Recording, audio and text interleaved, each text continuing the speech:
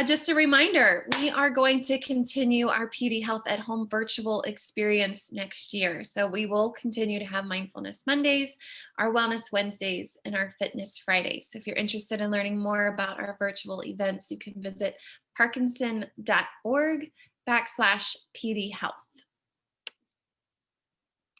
And of course, PD Health at Home is presented by the Light of Day Foundation, whose generosity has made this programming possible. So just a huge thank you to the Light of Day Foundation for supporting us during this virtual time. Don't forget to reach out to our helpline. We do have a bilingual helpline, 1-800-4PD-INFO for any questions or support that you might need along your journey through Parkinson's disease. We also have just a robust website. So I always encourage people to visit parkinson.org before you Google or WebMD anything. So visit that parkinson.org for questions specific to Parkinson's disease. And we'll be kicking off next year's Wellness Wednesday, thinking about changes in Parkinson's disease and engaging the neuropsychology team of experts. So we'll be tuning in next Wednesday, January 6th. And yours truly, hi, we'll be leading next Monday's Mindfulness Monday, January 4th. So please do join me next Monday as we prepare ourselves for the new year mindfully. And without further ado, I've already taken up 7 minutes of our time, Craig. So I'm going to pass the mic over to you and you can kick us off. Great. Well, it's a delight to see all of you and to be here with you during the holiday season. So I wanted to talk today a little bit about how we talk to ourselves in our own minds, what psychologists call self-talk. This, it turns out, is a big part of our meditation experience.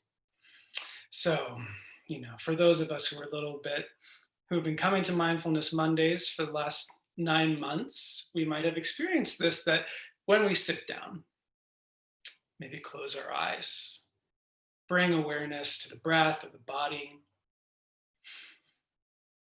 The first thing that most of us notice is that our thoughts really run. Now, our thoughts are running all the time, of course. But when we slow down and pay attention, it can be even a little surprising to notice what the contents of our mind are.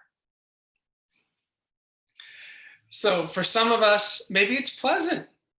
Maybe we have some really nice, pleasant thoughts. We're thinking about our garden, we're thinking about our grandchildren, or we're thinking about what's for lunch.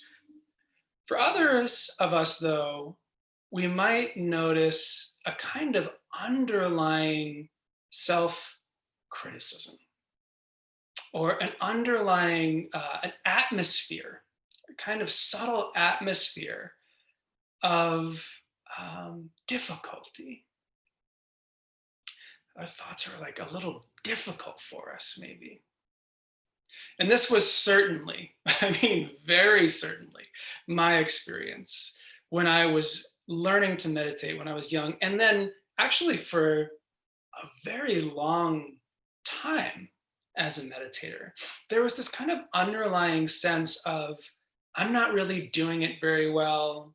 I should be better at this. And then I'd find other things to criticize myself about from my life, not just meditation, but the way I was doing school, or the way that I was doing friendship, or the way I was doing my love life. There's always something that I was like not quite satisfied with.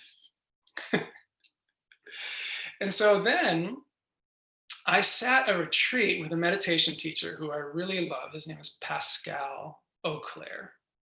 He's French Canadian, and he has this very gentle voice. He's a really wonderful teacher, somebody that has influenced me a lot.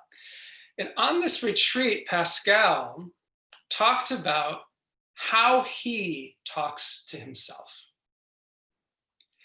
And the way that he addresses himself in his own mind is with the words, my love. So, oh, we're thinking a lot today, my love.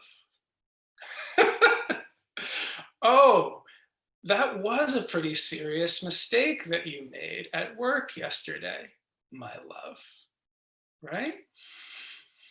And so I'm from New York, as I have mentioned previously. And when I heard him say, this is how he addresses himself, I thought, great for you.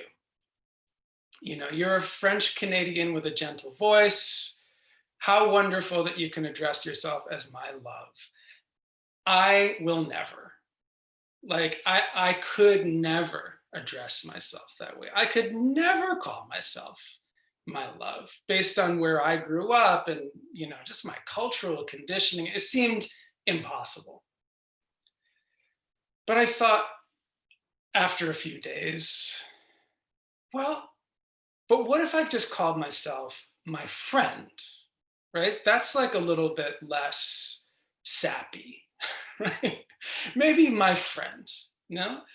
And so it was a week-long meditation retreat. And the last day of the meditation retreat, I thought, I'm going to try this out. And so I started to do it. My friend. And there were plenty of opportunities, plenty of self-criticism, plenty of neutral thoughts, plenty of thoughts where I was criticizing other people. And I would just add to whatever thought was going through this skull of mine, my friend. Oh my goodness, you're you're really criticizing this other person in the lunch line that you've never met, my friend.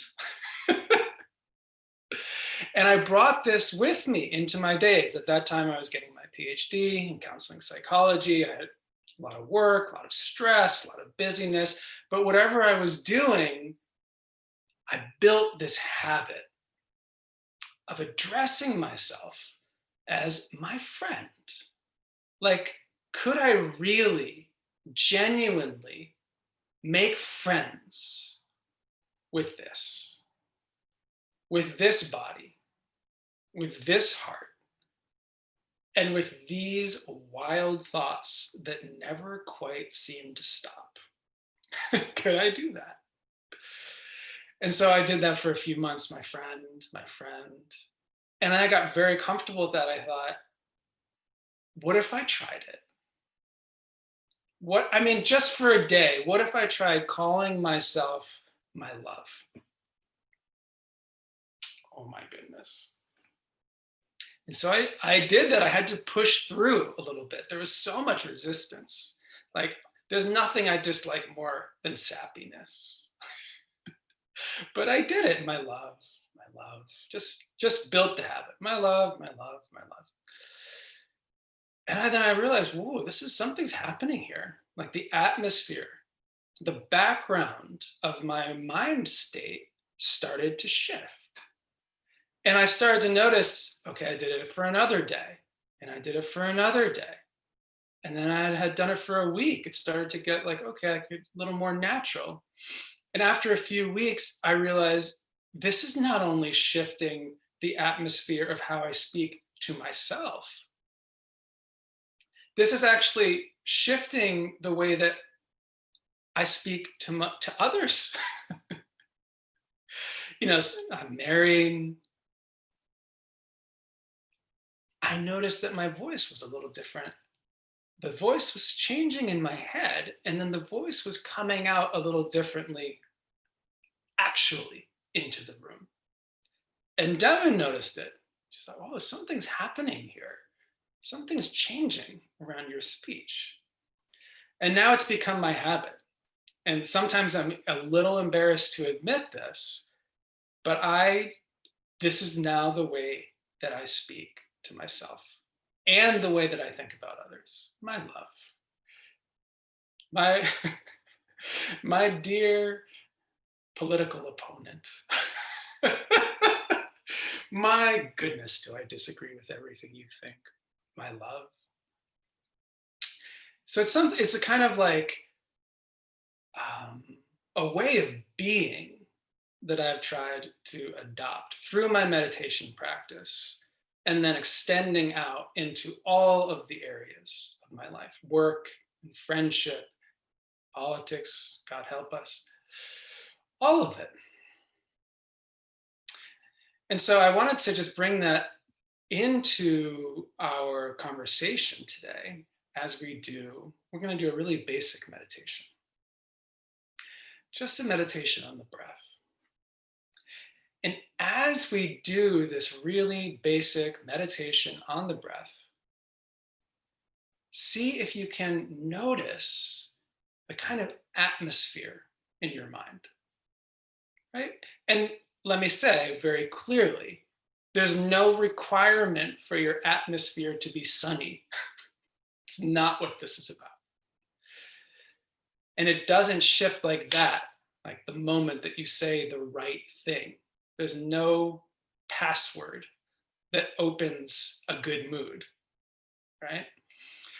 But there is something about building positive mental habits. So in this, we're going to do this very basic breath meditation now. As we're doing it, notice the atmosphere. Like, how is it in your mind today, your heart space today?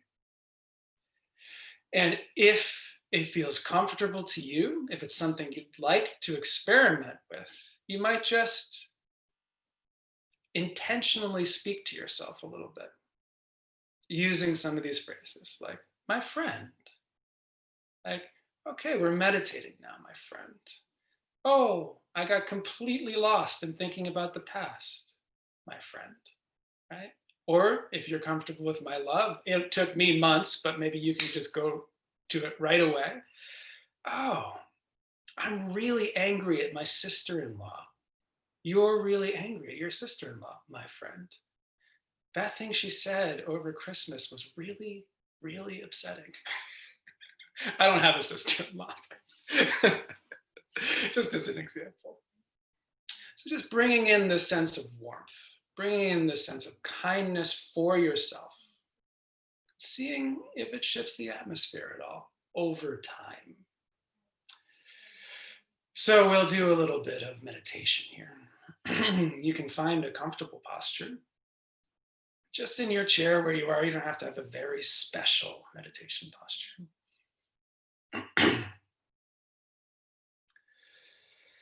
And you could allow your eyes to close. Maybe take a couple of nice deep breaths, really breathing deep into the nose,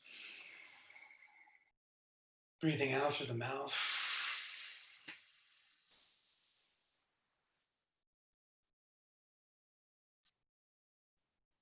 In through the nose,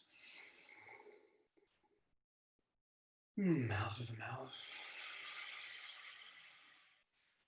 Or maybe a final deep breath, really feeling the breath that comes into your body, into your lungs.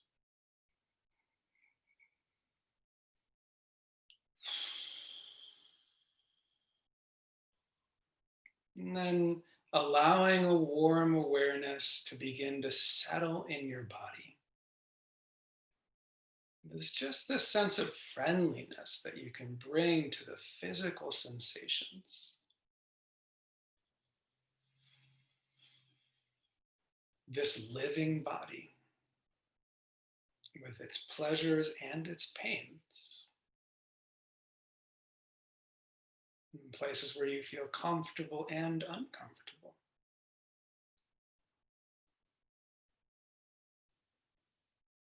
And in particular, letting this awareness gather in the breath, feeling the breath as it moves into your body and out. The breath moves into your lungs. You feel it move into your lungs. As it moves into your lungs, maybe the belly rises slightly. You feel that slight rise of your belly.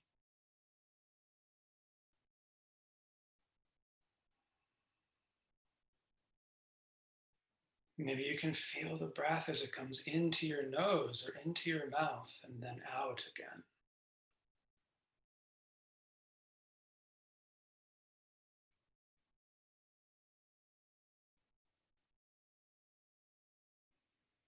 And of course, the awareness, the attention will wander into thinking about the past, planning the future. That's perfectly natural, nothing to worry about. If you notice that you've gotten lost,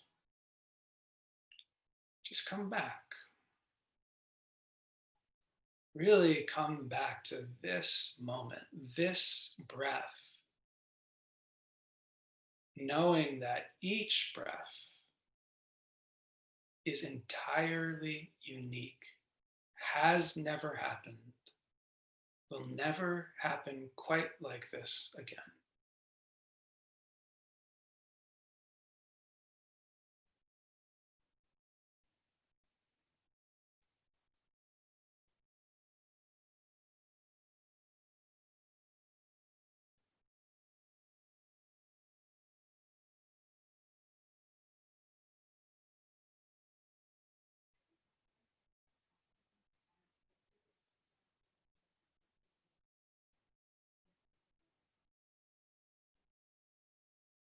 And as you're feeling your breath, you might just notice the atmosphere in your mind, in your heart.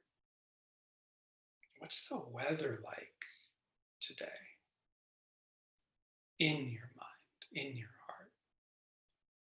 Passing clouds, sunshine, maybe it's stormy.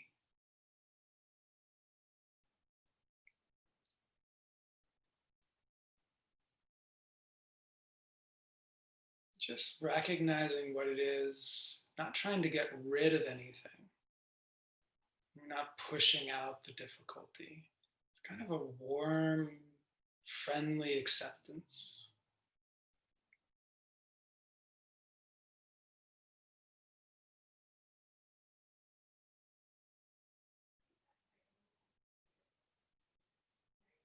And then see what it's like to just call yourself my friend. Oh, we're meditating right now, my friend. Oh, you're looking forward to a Zoom call with your grandkids, my friend. Whatever it is, whatever thoughts are going through your mind, whatever your experience is right now, you might add a phrase like my friend, my love, speaking to yourself kindly, gently. See what happens.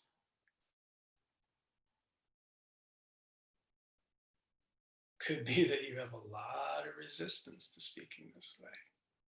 That's fine.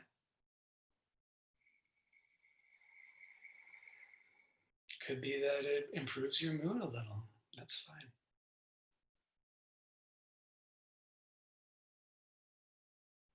Just noticing it's all big experiment.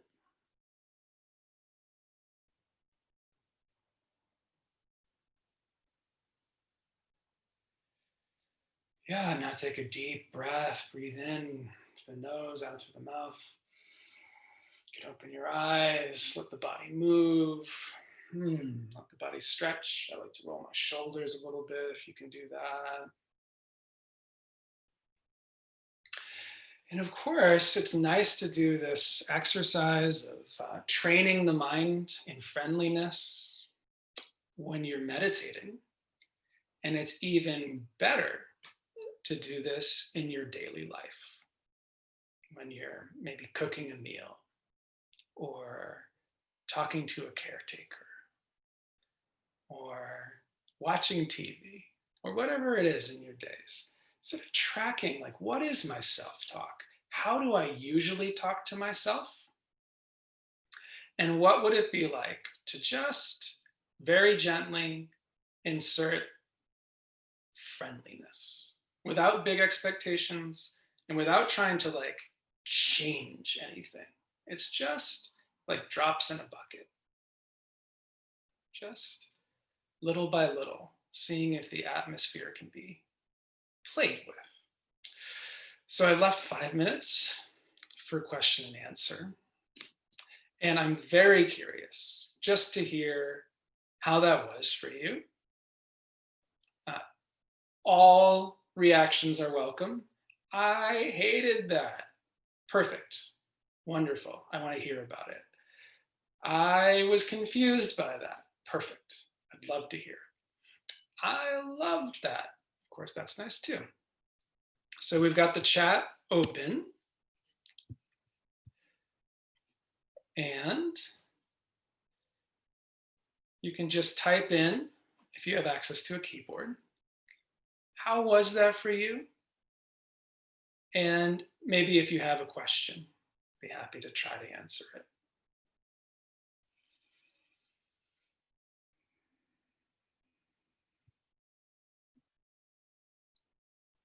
Okay, and that's saying thank you for continuing these times. I really enjoy being with all of you. Crista, my challenge was to actually make the statement, my friend or my love, at the tail end of my thoughts. Takes some getting used to, right? Because you have to kind of adjust. So it takes some time. And M Craft is saying, this is my first time to log in and I really enjoyed it. Wonderful. So sweet to have you here. Cheryl is asking, how do you affect the atmosphere? Good. Let me just pause on that one because I think that's very important. How do you affect the atmosphere? The answer to that, in my view, is slowly. So for some people, when they do this, boom, it's a kind of an instant difference. That's never my experience because I have a very stubborn mindset. It's kind of set in my ways.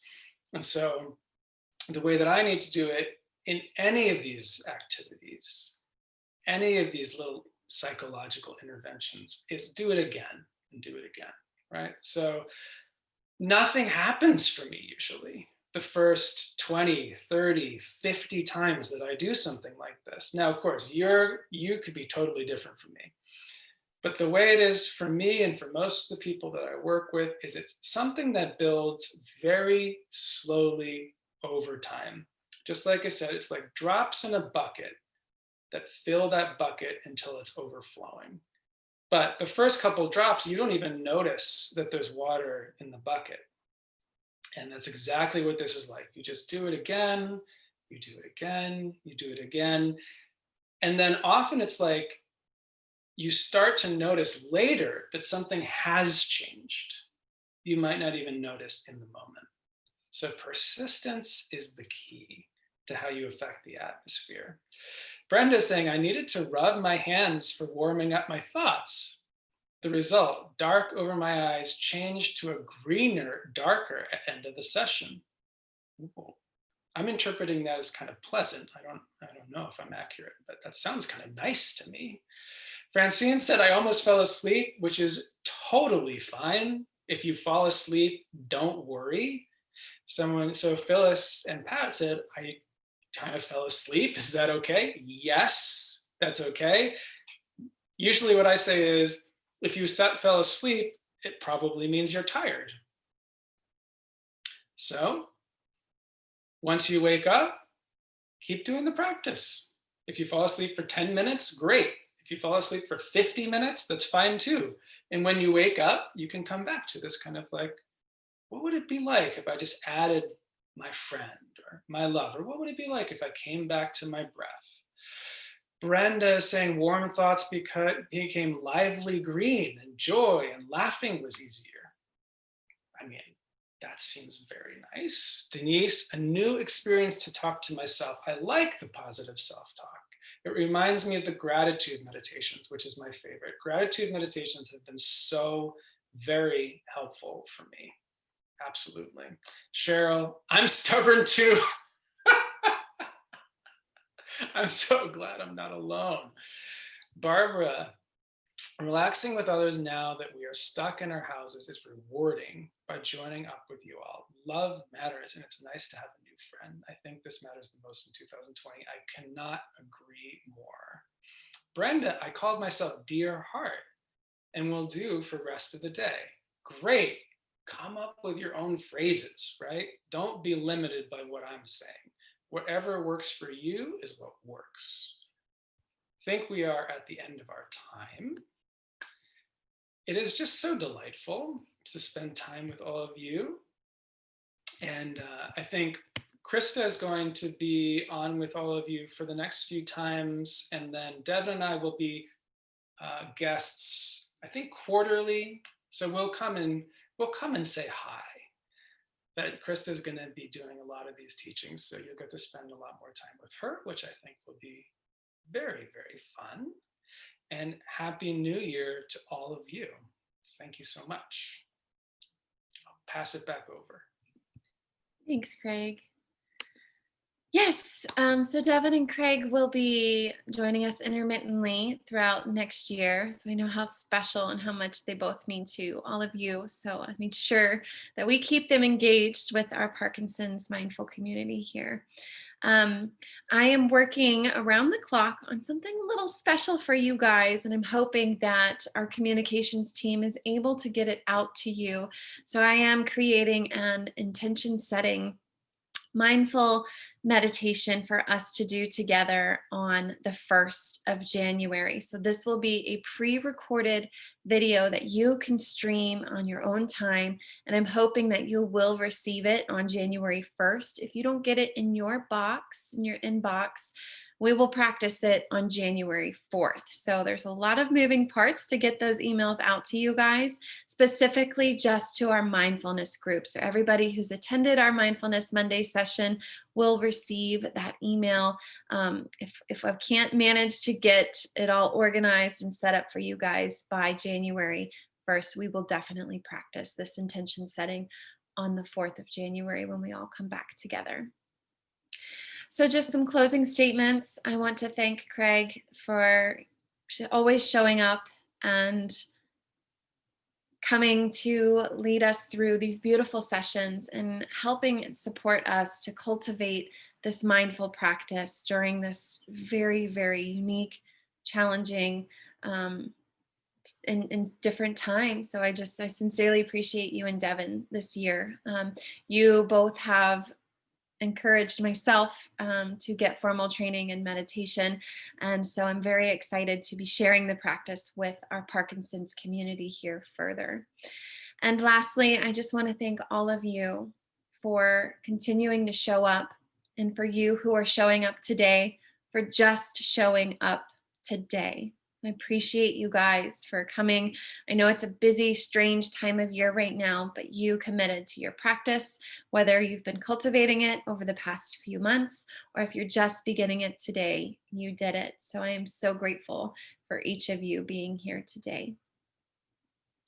So if you don't see my pre-recorded face on January 1st, we will see each other in the new year on January 4th. And Craig, thank you so much for all that you've done for our community this year. And we look forward to having you back next year. Thank you all so much. Stay healthy. Be kind to yourselves. See you guys.